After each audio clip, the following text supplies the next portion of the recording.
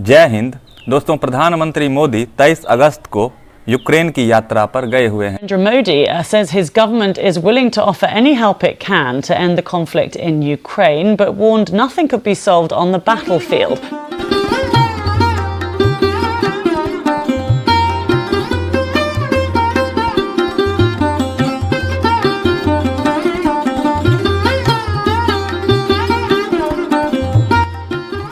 यानी कि इससे पहले वो 21 और 22 अगस्त को पोलैंड में रुके और फिर पोलैंड से यूक्रेन की राजधानी जो कि कीव है वहां तक पोलैंड से कीव ट्रेन के माध्यम से प्रधानमंत्री मोदी यूक्रेन गए हैं 23 अगस्त को। For Ukrzaliznytsia, that's the Ukrainian railways.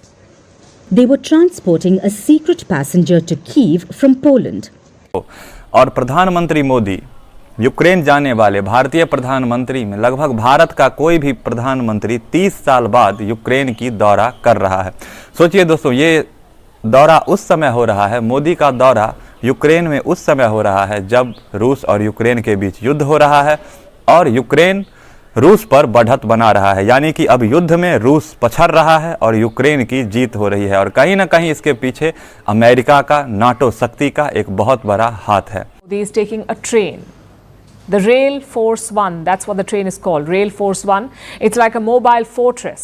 The journey will take around 10 hours one way, but the details are confidential. They will only be revealed after the trip ends. And Prime Minister Modi is not the first leader to take this train. In fact, it's the chosen mode of transport. या फिर ये Putin की कोई चाल भी हो सकती है, यानी कि रूस के जो राष्ट्रपति व्लादिमीर पुतिन है उसकी कोई चाल भी हो सकती है। हालांकि दोस्तों ये टॉपिक अलग है। यहाँ पर हम आपको ये बता रहे हैं कि जब से भारत में 2024 में लोकसभा का चुनाव हुआ है और प्रधानमंत्री मोदी तीसरी बार जब से प्रधानमंत्री बने हैं, लेकिन तीसरे बार में प्रधानमंत्री मोदी उतने ताकतवर नहीं दिख रहे हैं जितने वो पहले और दूसरे, यानी कि जब पहली बार प्रधानमंत्री मोदी पीएम बने थे और जब मोदी दूसरी बार प्रधानमंत्री बने, जितना ताकत उनके पास उस समय था, यानी कि शारीरिक ताकत नहीं राजनीतिक ताकत, उतना प्रधानमंत्री मोदी का तीसरा कार्यकाल उतना ताकतवर नहीं लग रहा है। लक्षद्वीप जमीनी इलाका भले ही छोटा हो, लेकिन द्वीप के लोगों का दिल समुद्र जितना विशाल।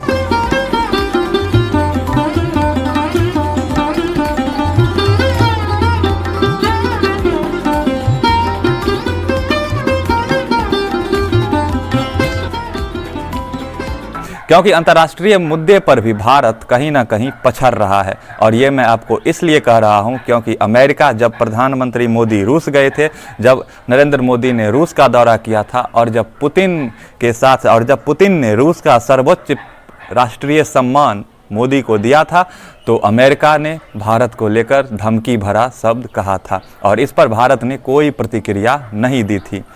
और वहीं भारत में भी कई ऐसे मुद्दे हो रहे हैं जिस पर मोदी चुप रहते हैं और खासकर जब से ये गठबंधन की सरकार बनी है, यानी कि मोदी जब से सहयोगियों के साथ हैं, उनके सहयोगी चंद्रबाबू नायडू हैं, नीतीश कुमार हैं। आप सोच सकते हैं दोस्तों कि नीतीश कुमार जैसा खतरनाक सहयोगी, जिसका अगर नीतीश कुमार जैसा किसी का दोस्त हो तो इससे अच्छा दुश्मन ही अच्छा होता है, क्योंकि नीतीश कुमार की पहचान राजनीति के क्षेत्र में ऐसी बन चुकी है कि वो कब किस पार्टी में जाएंगे इसका कोई भरोसा नहीं है।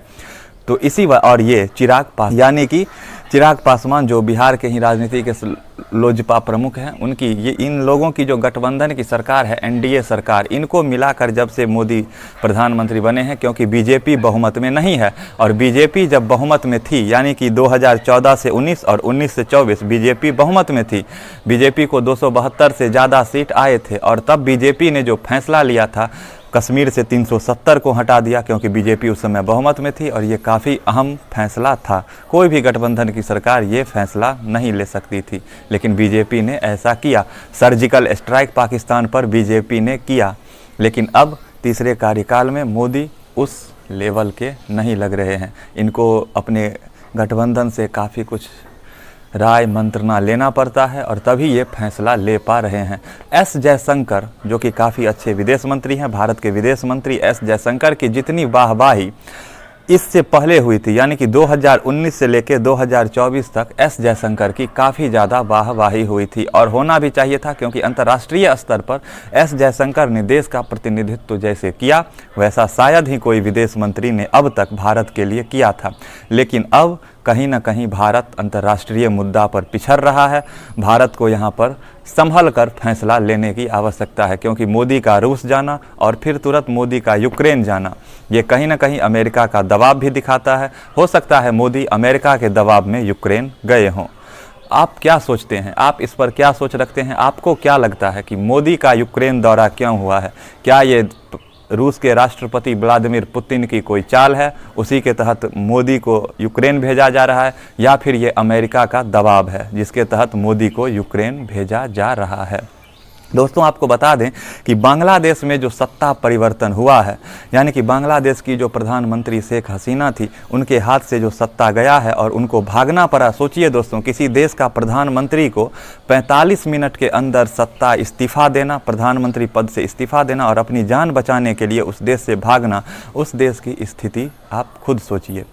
और इसके पीछे अमेरिका का ही हाथ है, ऐसा बहुत सारे संगठन का कहना है और बांग्लादेश की प्रधानमंत्री शेख हसीना का भी कहना है। तो इस पर आप अपनी क्या सोच रखते हैं, हमें ज़रूर बताना। अमेरिका काफ़ी पावरफुल है। अमेरिका का पावर का पूरा दुनिया जानता है कि अमेरिका काफ़ी ज़्यादा पावरफुल कंट्री है, लेकिन रूस भी कमज़ोर। रूस और अमेरिका दो गुट हैं पूरी दुनिया के, और ये दोनों ग्रुप जब तक एक दूसरे के साथ संघर्ष करते रहेंगे, छोटे छोटे देश इनके चक्कर में बर्बाद होते रहेंगे।